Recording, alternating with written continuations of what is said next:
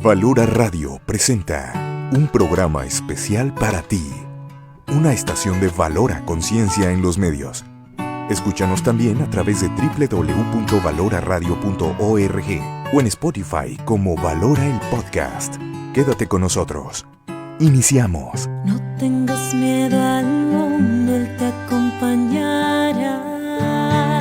Que con los pies en la tierra hay que caminar y la mirada en el cielo para encontrar que su gracia aquí está. Valora Radio.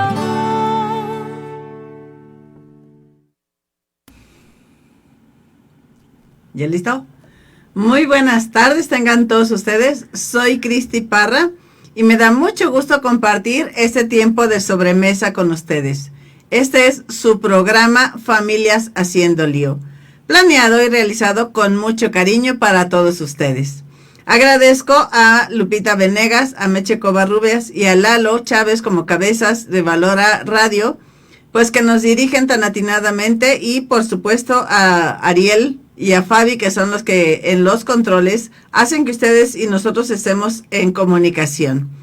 Así que bueno, con este agradecimiento iniciamos el programa, también agradeciéndoles que nos compartan estrellas para poder seguir iluminando vidas. Esta campaña de recolección de fondos que Facebook nos permite a las páginas, a las organizaciones, para que podamos de alguna manera pues recabar fondos para las labores sociales que tiene Valora, que bueno, en esta época de fin de año pues son bastantes, hay mucha gente que solicita de nuestros servicios, de nuestro apoyo, y pues lo hacemos a través de esa generosidad de ustedes que nos comparten estos recursos. Así que los invitamos a donar estrellas para poder seguir iluminando vidas. El día de hoy tendremos un programa para resolver algunas dudas, algunas inquietudes respecto a la forma en que podemos planear a los hijos.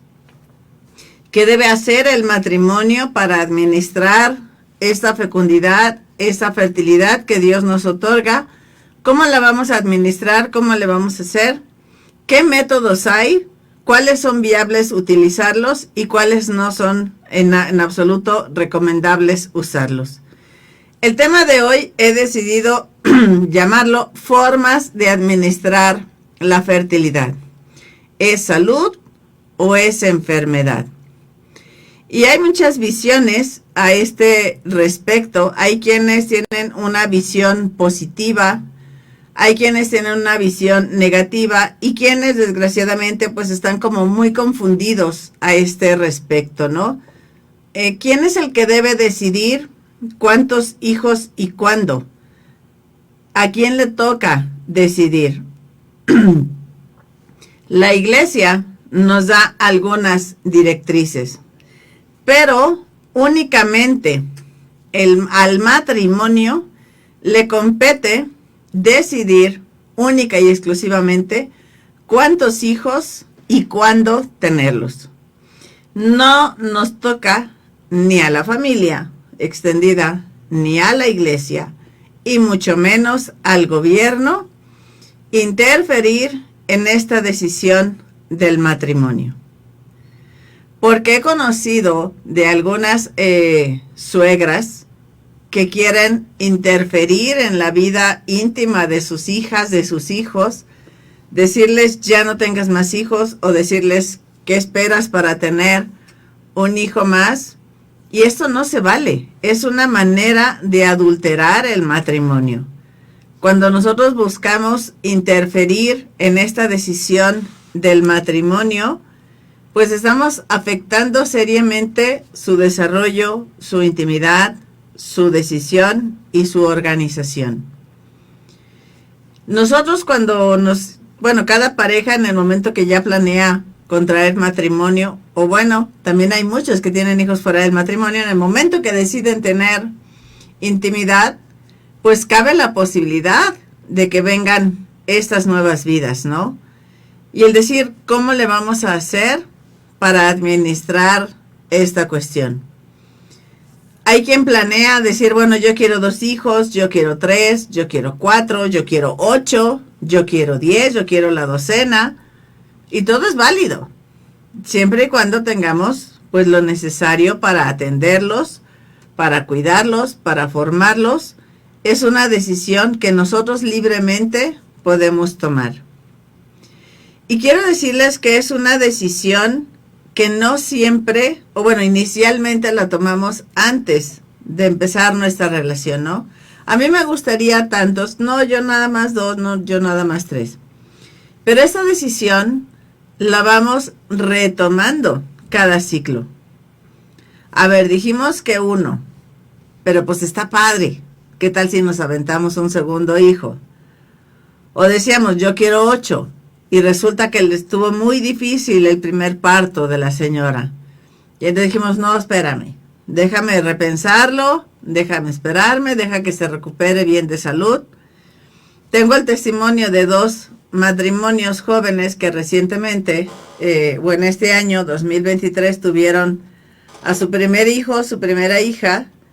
Y bueno, fueron circunstancias realmente difíciles en el momento del parto. El trabajo de parto fue muy prolongado, fue muy cansado, estuvo como muy difícil la situación, la decisión, y entonces el esposo les decía así como, mi amor, es que como te vi sufrir, yo creo que con este hijo y ya. Y yo les decía, a ver, vamos esperándonos, porque ciertamente el inicio de la vida de un hijo, la vida de la familia con la llegada del primer bebé, pues sí se torna un poquito complicada, ¿no? Por las siestas de que duerme mucho, o no duerme de noche, o estar todo el tiempo pues requiriendo, de la lactancia. Y entonces sí se puede tornar un poco difícil, ¿no? Pero no imposible. Y entonces si en el matrimonio contamos con ese apoyo y nos esperamos ese tiempo de bueno que ya se estabiliza, ya el bebé agarra un ritmo, ya podemos nosotros retomar nuestras actividades, pues entonces, pues esta decisión decimos, bueno, ya creció el niño, bueno, ya está muy bonito, bueno, ya está como muy lindo, bueno, entonces vámonos animando a tener el segundo hijo, ¿no? O puede ser que el hijo nos traiga algunas complejidades en la salud, ¿sí? También conozco matrimonios en que realmente se la han visto difícil en cuestión de la recuperación de la mamá, y es válido el decir, bueno, pues nos esperamos un tiempo, ¿no? Vamos dando este espacio para que la mamá se pueda recuperar, pero generalmente son estas presiones externas las que nos hacen posponer o que nos hacen adelantar el deseo de tener hijos, ¿no? Entonces, bueno, vamos a ver, analizar esas cuestiones, ¿no? ¿Quiénes son los que influyen? ¿De qué forma influyen? ¿Y de qué forma nosotros como matrimonios podemos darles esa oportunidad o darles entrada a sus opiniones?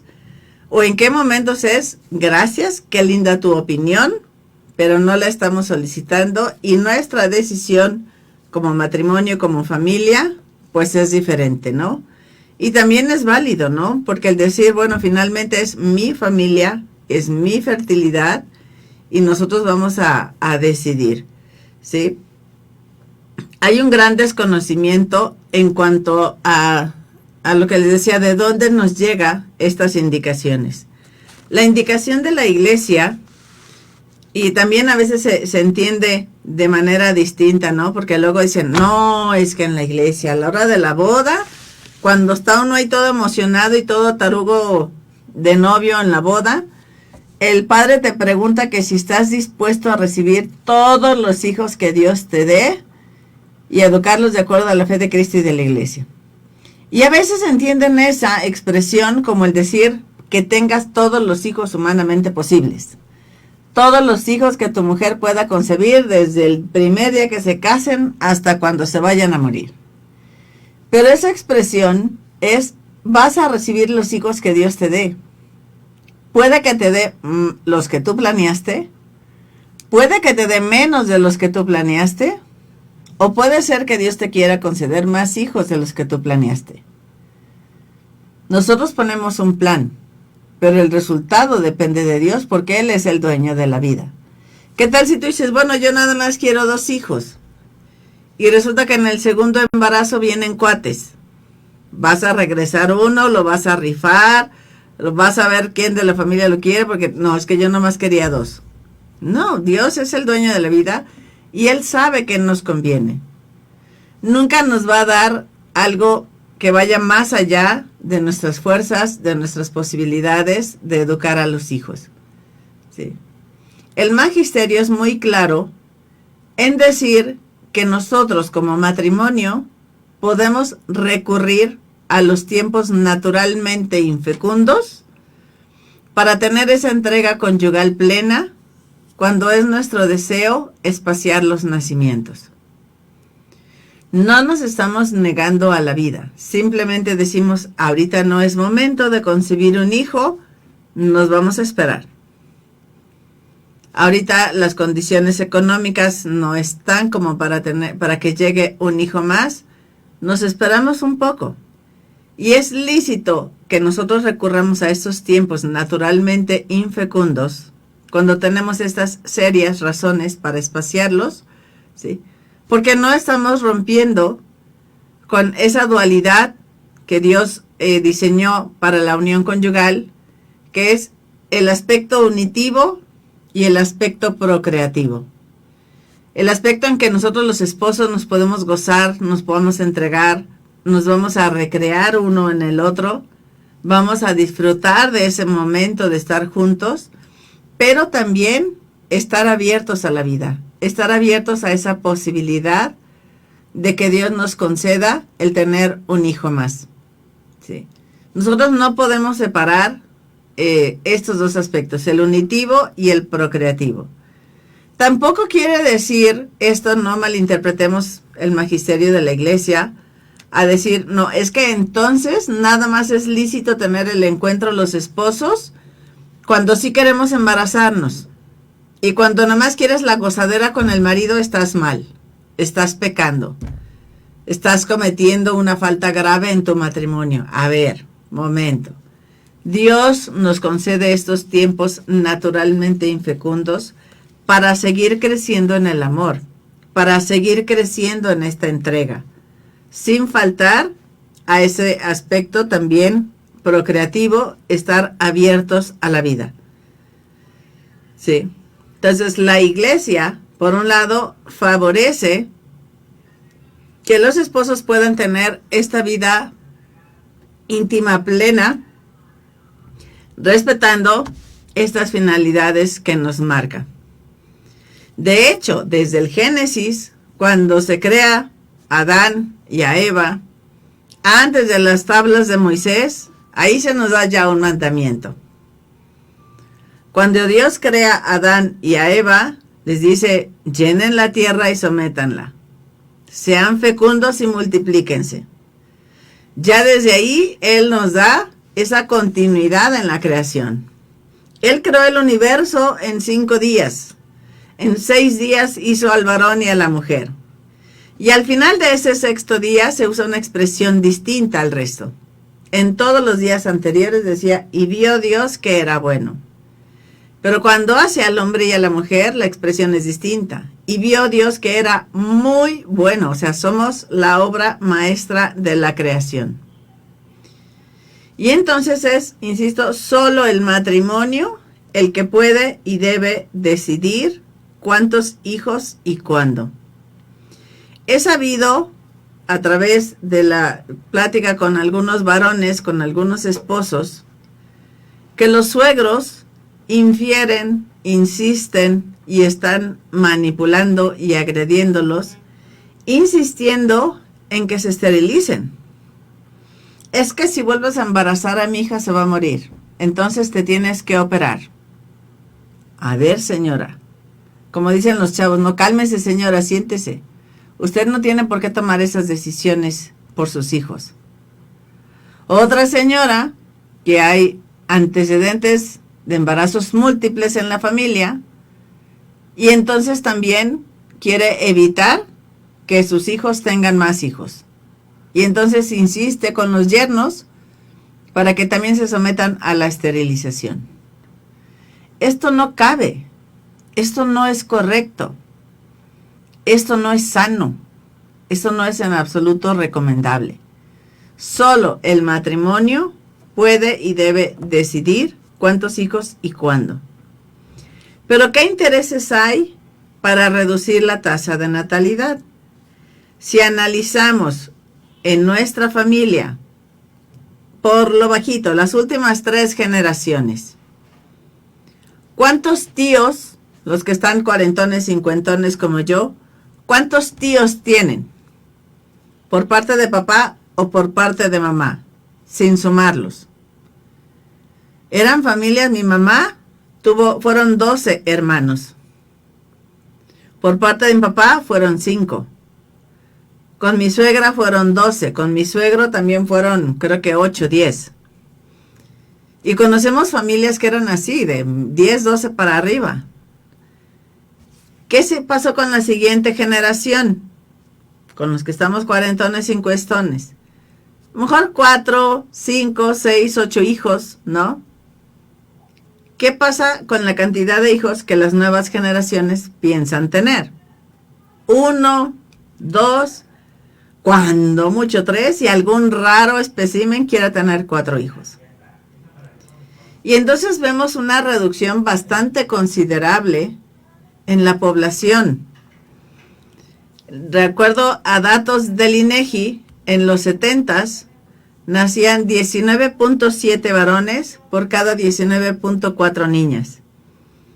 Y México, la figura poblacional de México siempre fue una pirámide, con una base bastante ancha. Para el 2010, esos 19.7 y 19.4 se convirtieron en 10 y en 9. O sea, se redujeron demasiado. Y la figura de la pirámide poblacional en México se empezó a hacer un jarrón chino. Se empezó a angostar en la base y a crecer un poco más en la punta, porque nuestras personas de la tercera edad, bendito sea Dios, han sido más longevas. ¿Qué pasó para el 2020? Del 2010 al 2020 son solo 4 varones por cada 4 niñas. O sea, todavía una reducción mucho más grande en porcentaje en solo 10 años. Y la pregunta aquí es, ¿de dónde viene esto? ¿A quién le importa? ¿A quién le interesa? ¿O quién está presionando a los países a que bajen esta tasa de natalidad? Los invito a que investiguen en internet, en redes sociales, y busquen NSSM 200. NSSM 200. Y se van a encontrar con el informe Kissinger, que fue emitido en 1974. Aquí estipulaba este informe Kissinger que el crecimiento poblacional en ciertos países del tercer mundo iba a representar una amenaza de seguridad para Estados Unidos. ¿Y eso qué tiene que ver con mi familia? ¿Eso qué tiene que ver conmigo? Pues allá dijeron que si las familias siguen creciendo, no les iba a alcanzar, o si la seguridad de Estados Unidos se iba a ver amenazada. Y entonces, ¿qué empezaron a hacer de los 70s? Por eso hablo de estas 3 últimas generaciones. Empezaron a mandar mensajes: la familia pequeña vive mejor, menos hijos para darles mucho. El amor, como la ropa, también se desgasta, entonces hay que tener menos hijos. Y tú dices, yo no me he creído ese cuento, a mí no me afecta. Pero ¿cuántas cesáreas se permiten? A la segunda, tercera cesárea ya están amenazando a la señora para que se esterilice. Que porque si tiene una cuarta cesárea se puede morir. Yo tengo 4 cesáreas y no soy fantasma. Aquí estoy viva y presente y junto con mis 4 hijos. Sí. Ahorita están haciendo cesáreas, aunque no sean necesarias, para que la mujer tenga menos hijos. Viene desde la ONU y viene desde el gobierno esta orden a los médicos de mujeres a esterilizar, de dispositivos a poner, del implante subdérmico a poner, para que los países bajen esta tasa de natalidad. Se requieren 2.3 hijos por matrimonio para que haya un adecuado relevo generacional. En México ya no le estamos librando, estamos en el 2.1. Es necesario que los matrimonios jóvenes volvamos a tener la generosidad y la responsabilidad para aumentar la cantidad de hijos que tenemos. Sí. Y aquí vamos a pasar, ahora sí, a platicar de estos métodos, cómo funcionan, ¿sí? Qué efecto hacen en nuestro cuerpo y por qué insisten tanto los médicos en general en que los utilicemos. Y quiero invitarte a partir de una reflexión, el decir, a ver, la fertilidad, esta posibilidad de generar hijos, ¿es algo positivo? ¿Es algo negativo? ¿Es una cuestión de salud o es una cuestión de enfermedad? Para el gobierno, el hablar del término salud sexual reproductiva es qué alcance, cómo le van a hacer para tener un mayor alcance en la población y cubrirlo con el uso de anticonceptivos. Para mí, el término salud sexual reproductiva es que tu cuerpo esté en condiciones óptimas, que esté saludable para que puedas generar estas nuevas vidas. Y no hay necesidad de dañarlo, de perjudicar nuestro cuerpo con estos métodos anticonceptivos. Dios hizo un diseño hermoso para el cuerpo de la mujer. Nos hizo cíclicas, los hombres su fertilidad es constante, en las mujeres nuestra fertilidad es cíclica. De manera que no tenemos por qué alterar este diseño original tan perfecto que Dios ya hizo. Es importante que nosotras dediquemos tiempo, nosotros, varones y mujeres, dediquemos tiempo a conocer este proceso tan maravilloso y lo podamos respetar.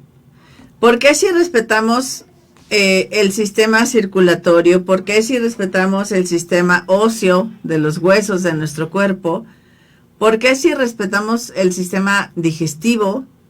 ¿Por qué no respetamos el sistema procreativo? Porque es el único que buscamos suprimir, reprimir, alterar para que no funcione como debe de ser. Si nosotros entendemos cuál es el funcionamiento natural del ciclo de la mujer, nos vamos a maravillar de lo bien pensado que está por Dios desde toda la eternidad. Nos enseñaron a reconocer la menstruación, ¿no? Nos dijeron cuando estábamos en secundaria, primaria, mira, cada 28 días vas a menstruar, esos días no corres, no brincas, lo apuntas en tu calendario y de ahí esperas al siguiente ciclo. Pero no supimos qué pasaba a lo largo de este ciclo. Nuestro cuerpo está regulado por hormonas y hay dos hormonas principales que emite el cerebro hacia los ovarios y dos hormonas principales que emiten los ovarios que actúan en nuestra zona genital interna, ¿no? El cerebro empieza a mandar una hormona, se llama folículo estimulante, cuando termina la menstruación. Las mujeres tenemos cierta cantidad de semillitas, estos folículos, que van a ir madurando a lo largo de nuestra vida. Y no son 3 ni 4. Cuando empezamos la pubertad nos quedan 500,000. Y son unas 500 las que a lo largo de nuestra vida fértil van a salir y van a madurar. Entonces, esta hormona folículo estimulante va a empezar a despertar, que obviamente no contestan todas, son algunas las que van a empezar a madurar en cada ciclo. El endometrio queda vacío porque la menstruación salió y el cuello de la matriz, el cervix, se bloquea con un tapón de moco que es muy denso y que nada logra traspasarlo. El pH de nuestra vagina se pone muy ácido y el esposo llega muy amoroso, deposita 300 a 500 millones de espermatozoides y resulta que nuestro cuerpo de manera natural los mata en 30 minutos y ninguno logra pasar hacia adentro del cuerpo de la mujer. Entonces, en esos días terminando menstruación, estamos infértiles. Conforme maduran esos folículos y empiezan unos a despertar, producen estrógeno. El estrógeno, ¿qué hace? Empieza a recubrir nuevamente el endometrio, que no es con la sangre sola que llega y se pega, sino se forma un tejido, se forma una esponjita, que después sí se irriga de sangre. Las trompas de falopio se llenan, tienen unos pelitos que en este tiempo del ciclo van a ayudar a los espermas a caminar y llegar hacia el encuentro con el óvulo. ese tapón de moco que estaba bloqueando el cérvix, ahora se hace amigo de los espermatozoides, porque se disuelve y entonces deja pasar a los espermatozoides, a los que vienen débiles, a los que no están fuertes y demás, o vienen defectuosos, los atrapa y no los deja pasar. Pero a los espermatozoides que vienen fuertes, que vienen sanos, los capacita, los fortalece, los alimenta y los ayuda a estar pasando hacia el interior de la matriz, de las trompas y a llegar a los ovarios en el cuerpo de la mujer. Cuando la mujer percibe esta descarga de moco cervical, que la puede sentir en su vulva, en su parte externa de los genitales, de esta forma podemos nosotros saber que estamos en esta ventana de fertilidad, que hay esa posibilidad de concebir, porque los espermas, cuando está este moco cervical presente, pueden sobrevivir dentro del cuerpo de la esposa 3, 4 y hasta 5 días. Entonces, mientras esté presente el moco cervical, esta posibilidad de vida, de fertilidad, está latente, porque los espermas están en ese gimnasio preparándose, alimentándose para encontrarse con el óvulo. El óvulo es liberado por la acción de la segunda hormona del cerebro, la hormona luteinizante. Imaginemos que es como una uva que madura y la luteinizante lo que hace es como reventar esa uva para que salga el folículo, que es como la semillita. La pulpa de la uva, la cáscara de la uva, se quedan en el ovario. Son el cuerpo amarillo, el cuerpo lúteo. Y a partir de ahí, ese cuerpo lúteo es el que toma el control de las hormonas en el resto del cuerpo para preparar todo si es que ese folículo es fecundado. Ese folículo tiene un tiempo de vida de entre 12 y 24 horas, que estrictamente hablando es el tiempo de fertilidad en la mujer. Porque una vez que pasa ese tiempo, si los espermas se encuentran con el óvulo, ya no hay fecundación, ya no hay posibilidad de vida. Cuando sale este óvulo, la progesterona pues termina de preparar todo. Vuelve a cerrar el cérvix, prepara ahora sí muy bien el endometrio, que esté muy grueso, que el bebé pueda llegar a implantarse bien, y ahí se nutra y se alimente mientras su proceso de gestación, y se vuelve a poner ácida la vagina y otra vez se mueren los espermas en muy poco tiempo. Este es a grandes rasgos y explicado de forma muy sencilla el ciclo de la mujer. ¿Por qué es importante para mí explicarlo? Para que entendamos el cómo funcionan los métodos artificiales. Comenzando con los preservativos, que mucha gente cree que son lo menos peor, para mí son de los más graves por el efecto que causan en la relación. Sí, son un método de barrera. Bloquean tanto el condón masculino como el condón femenino, la lubricación natural del matrimonio para que resulte placentero ese momento del encuentro. Cuando nosotros nos casamos, en el momento de recibir el sacramento, nos donamos y nos recibimos recíprocamente los esposos. Pero el matrimonio se consuma cuando nos entregamos los dos en nuestra alcoba. No cuando el padre nos da la bendición, no con las fotos de saliendo del templo, sino cuando realizamos esa entrega. Y cuando utilizan los condones es como decir, sí te quiero, pero no quiero tu fertilidad. O me entrego, pero no te dejo nada. Y además de que nos interrumpen este acto de entrega conyugal. Porque el varón tiene que retirarse de con la esposa antes de que el pene pierda la erección, porque si no pierde efectividad la supuesta protección de los condones. En el empaque los condones dicen pueden ayudar a reducir el riesgo de contagio. No lo evitan, no lo eliminan. Entonces no nos protegen realmente, reducen mucho el momento de placer y además nos engañamos psicológicamente con ese sí me doy pero no te dejo nada. Sí. ¿Qué pasan o qué hacen las jaleas, espumas, óvulos o duchas vaginales? lo que hacen es alterar el pH de la vagina y mantenerlo ácido todo el tiempo, alterando este ciclo natural de nuestro organismo con la intención de rechazar los espermatozoides, de matarlos, de no dejarlos que lleguen a fecundar. Enseguida tenemos también las píldoras, que acabamos de estar en Toluca, ahora del 17 al 20 de noviembre del mes pasado, hace 15 días estuvimos en Toluca, en un congreso latinoamericano de la organización WOM Latinoamérica.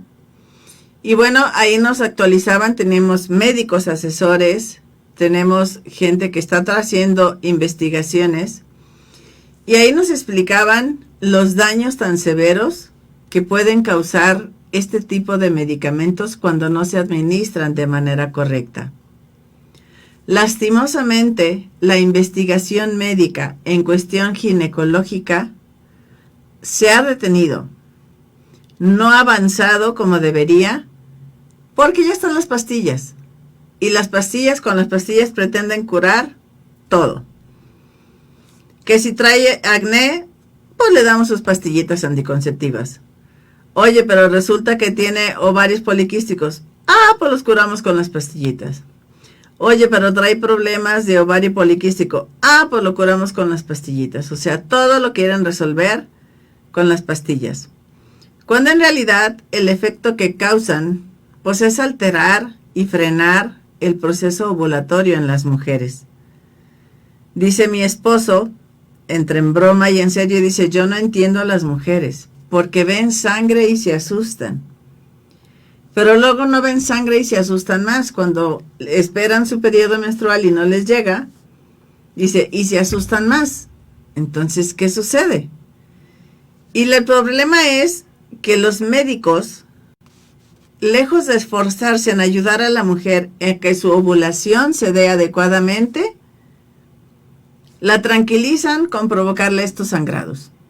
Entonces ya tengo mi regla, ya tengo mi ciclo, ya estoy bien. Cuando ese no es el objetivo. Porque el centro del ciclo de la mujer es que se dé una ovulación sana y bien. No nada más sangrar por sangrar. Y entonces estas mujeres ven sangre y se emocionan. Y dicen, ¡ay, ya estoy bien! Ya me llegó cada 28 días. Pero resulta que hay circunstancias naturales que nos pueden alterar la duración del ciclo, y eso no representa que tengamos un problema de salud. Déjame decirte, mujer que estás escuchando el programa, o si tu novia, tu esposa está presentando esto, es importante entender que cuando la mujer no duerme bien, eso puede alterar su ciclo. Si se está levantando constantemente, si se desvela demasiado o madruga demasiado, con eso puede ver alterado su ciclo. Si no come bien, si no come a sus horas, si está desayunando hasta las 11, 12, cuando madruga demasiado, 5 o 6 de la mañana se levanta y hasta las 11 o 12 recibe su primer alimento, o hasta ya muy tarde en la noche, o medio pica durante el día en lo que está preparando la comida, pero no se sienta formalmente a servirse un plato de sopa, eso también se refleja en su ciclo, causando alteraciones. El estrés, que casi a ninguna mujer nos llega, pero bueno, hay que mencionarlo. Cuando estamos sometidas a mucho estrés, también se refleja en alteraciones en nuestro ciclo. Y las mujeres que hacen demasiado ejercicio o que están con unas dietas súper estrictas, las deportistas de alto rendimiento, si no hay grasa en nuestro cuerpo, no hay estrógenos. Si no hay estrógenos, no hay ovulación. Y si no hay ovulación, no hay menstruación. Entonces, si nosotras comprendemos que estas circunstancias nos pueden alterar y hago lo posible por regularme, naturalmente mi ciclo va a volver a retomar su naturalidad. No necesito alterarla con medicamentos. O he escuchado de muchas mujeres que dicen, es que no estoy ovulando. Y el doctor me dio un tratamiento de pastillas durante 3 meses y luego ya voy a estar ovulando bien. esos medicamentos lo que hacen es suprimir la ovulación. Lo primero que hacen es bloquear las hormonas del cerebro para que no manden y no se maduren más folículos. Entonces, si tengo dificultad para ovular y me suprimen la ovulación, ¿en qué forma me están ayudando?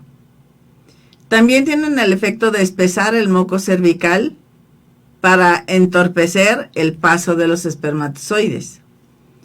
Reducen la movilidad en las trompas de falopio. Esos pelitos que les digo yo que ayudan a los espermas a llegar al encuentro con el óvulo, pero también son indispensables para que el óvulo, después de haber salido del ovario, pueda llegar al útero a implantarse o a ser desechado si es que no fue fecundado. Alteran el pH de la vagina y alteran el endometrio, eso es lo más grave, para que el bebé no pueda llegar a implantarse. Y te pueden decir, ten menstruaciones más ligeras, quítate la lata de la menstruación, ¿para qué la quieres? Entonces, mira, mejor no hay menstruación, no hay lata y entonces no va a haber bebé. Porque puede que se dé la fecundación, pero si no está el endometrio listo para recibir a ese bebé, puede ser un aborto espontáneo, provocado o no provocado por los medicamentos, pero si el bebé no tiene en dónde llegar a implantarse, puede causar este problema. Además de que estos hormonales, estos medicamentos hormonales, causan reducción en la libido en las señoras. Se les quitan las ganas, ya no se les antoja estar con el esposo, les llega el hastío. O sea, si lo quieren tomar para darle más, para tener más libertad, para tener más disponibilidad, hasta las ganas le quita.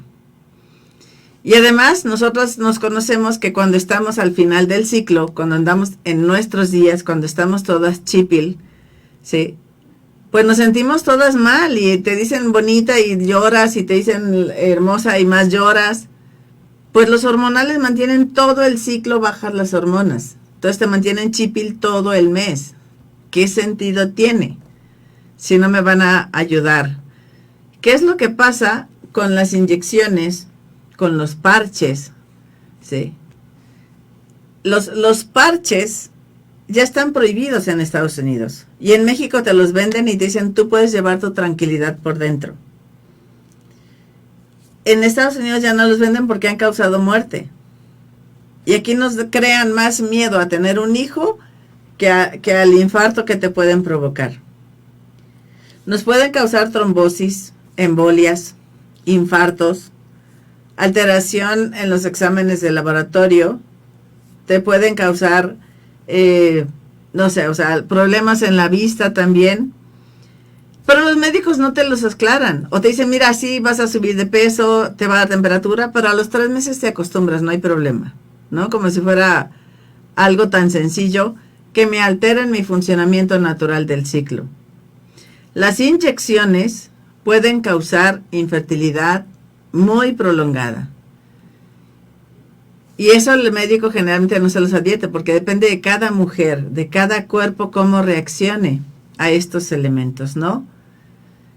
He tenido una alumna que con una sola inyección que se puso en octubre, noviembre, vino a curso como septiembre, octubre y todavía no había tenido una sola menstruación.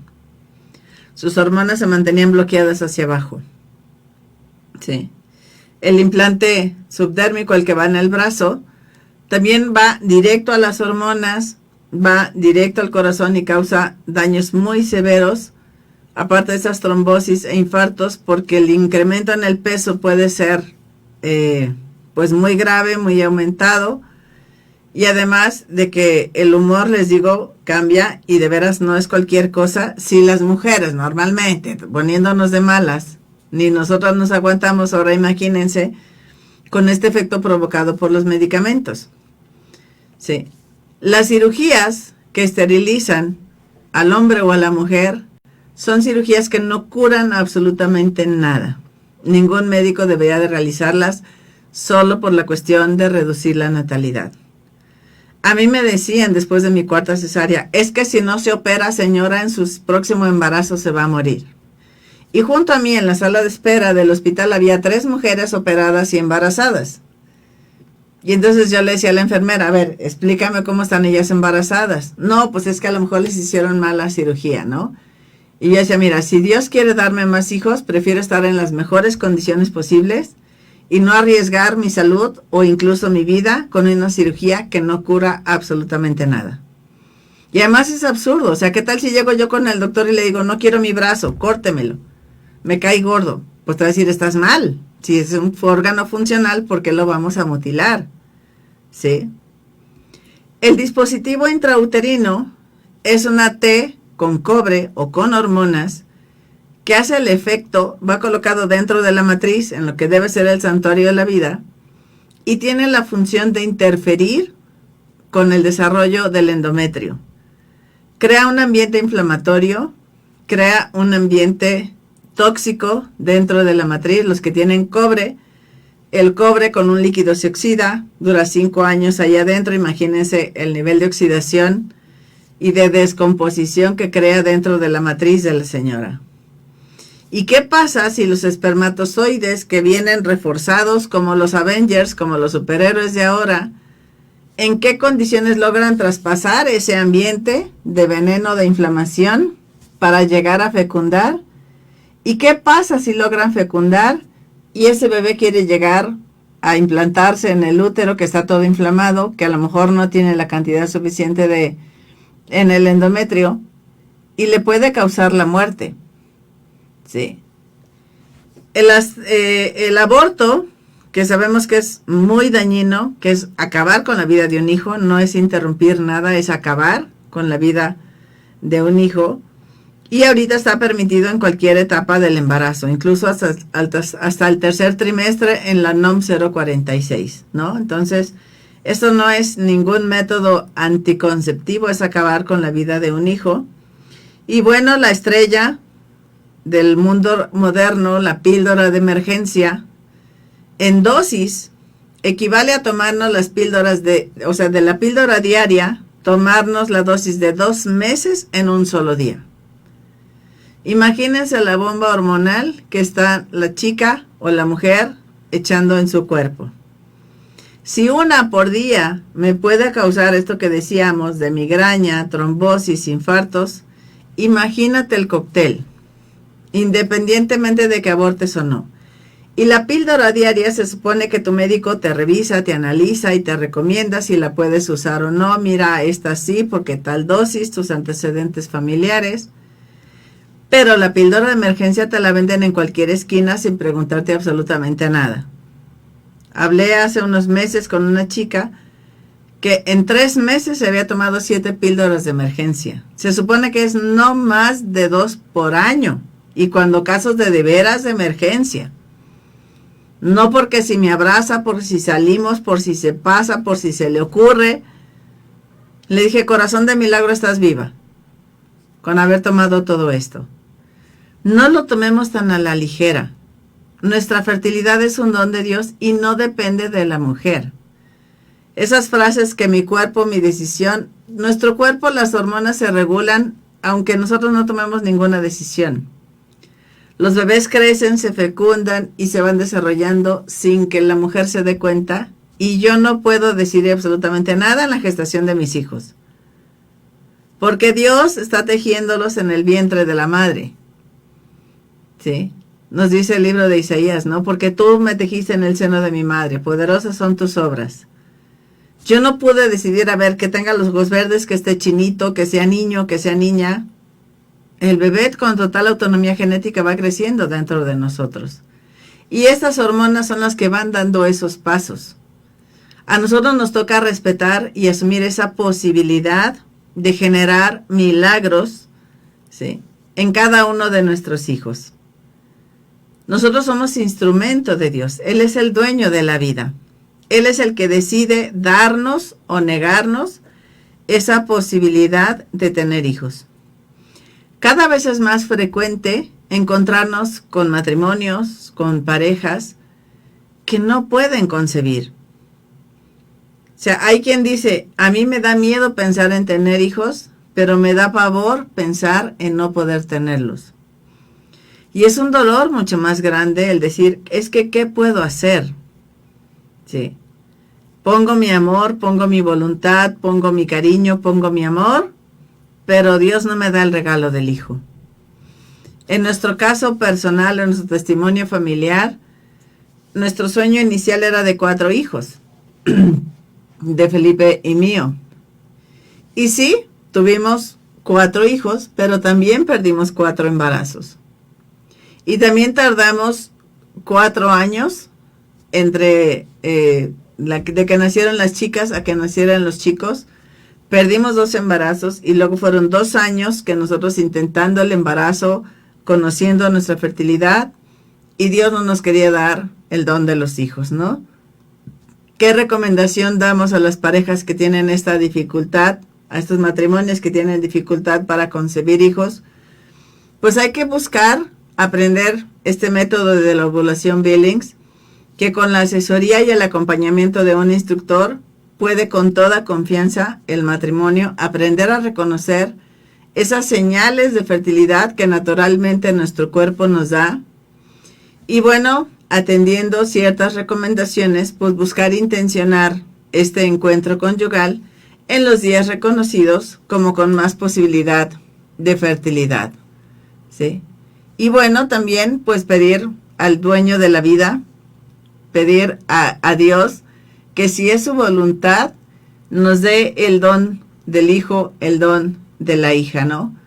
Para que nosotros, pues como familia, podamos vivir esta plenitud. Si Dios no te concede el don de los hijos, no es que te esté castigando. Podemos vivir esta fecundidad de una y mil formas. En una generosidad, en un apostolado, en una generosidad hacia la familia extendida, cuidando sobrinos, atendiendo a ciertos apostolados. Ahí podemos nosotros volcar nuestra fecundidad. Los religiosos ciertamente no engendran hijos biológicos, pero son muy fecundos en la fe. ¿Cuántos ahijados, cuántos niños forman o los introducen a la iglesia a través de los sacramentos, los acompañan las religiosas, en los colegios, en hospitales, en todos los servicios que dan en su campo misión? Y es una vida sumamente fecunda. Entonces nosotros también pues debemos de valorar esta posibilidad, de dialogarla entre los esposos y decidir, insisto, solo el matrimonio, cuántos hijos y cuándo. El consejo que nosotros damos, y nos lo dio la doctora Pilar Calva en uno de los congresos, nos decía, miren, hagamos de cuenta que tenemos una balanza, ¿no? Esas balanzas con 2 platillos, decía, y podemos poner en un lado de la balanza, poner nuestra generosidad. ¿Cuánto estamos dispuestos a dar? A compartir, a disfrutar de estar con los hijos. Pero no nos podemos dejar llevar únicamente por la generosidad y decir, voy a tener 20 hijos y a ver cómo me va. Pero tampoco nos podemos dejar únicamente por el lado de la balanza que habla de la responsabilidad, que implica en atención, en dinero, en tiempo, en cuidados, en formación, ¿sí? Ahí nosotros tenemos que darle equilibrio a esta balanza. ¿Qué es lo que le va a dar equilibrio a los 2 platos de la balanza? Al centro hay que poner el amor. ¿Hasta dónde llega tu generosidad? ¿Hasta dónde llega tu responsabilidad? La iglesia no te dice si tienes 1, si tienes 2, eres mal padre, si tienes 10, eres buen padre, o al revés. Nosotros decimos, ni menos hijos por egoísmo, pero tampoco ni más hijos por irresponsabilidad. Puedo tener 2, pero hay que flojera. O sea, como dicen, no, escribe un libro, planta un árbol y ten un hijo, yo ya cumplí. Pero hay que darles un hermano, ¿no? Los que dicen, voy a tener nada más un hijo porque quiero darle todo lo que merezca. Ok, ¿merecerá un hermano? Y a lo mejor ese hermano merece una hermana. Y entonces ya no nos quedamos con 2, ¿no? Entonces, seamos generosos en el amor. Dios nos ayuda, sí, claro que con responsabilidad. Y el hecho que abramos matrimonios que tenemos más de 2, más de 3, no quiere decir que seamos irresponsables, sino que valoramos y apreciamos el don del hijo y con toda responsabilidad los cuidamos, los atendemos y vemos por su educación. ¿Sí? Te invito a ser generoso en el amor y que tú y tu esposo, a los pies del sagrario, decidan cuántos hijos y en qué momento los pueden tener. Siendo conscientes de que tú estás aquí escuchándome porque tus papás dijeron sí, tus 4 abuelos dijeron sí, tus bisabuelos y demás, sí. Y eres fruto de esa cadena de sís en tu familia. Pero también tú eres responsable de los sís que hay de ti en adelante. Si faltara una sola persona, puedes decir tú, ay, pues nomás es un hijo el que perdí o al que le dije que no. ¿Qué pasa cuando vemos una foto de los abuelos a los 50 años? Ves la foto de la boda y solo están 2 monitos, pero a los 50 años ves un gentío. ¿Qué pasa si esa abuela no hubiera llegado? Todo ese resto del gentío no estuviera, o estuviera en otra familia, ¿no? Entonces, seamos generosos y aprendamos más de estos métodos de planificación. En Guadalajara tenemos la página Billings Guadalajara, está WOM Latinoamérica, si nos escuchas de otros países, o escríbenos aquí al programa Familias Haciendo Lío y te vamos a recomendar con algún instructor que te ayude a identificar tu fertilidad. Seamos generosos con Dios y Él nunca se va a dejar ganar en generosidad. Soy Cristi Parra, este fue tu programa Familias Haciendo Lío y nos vemos la próxima semana.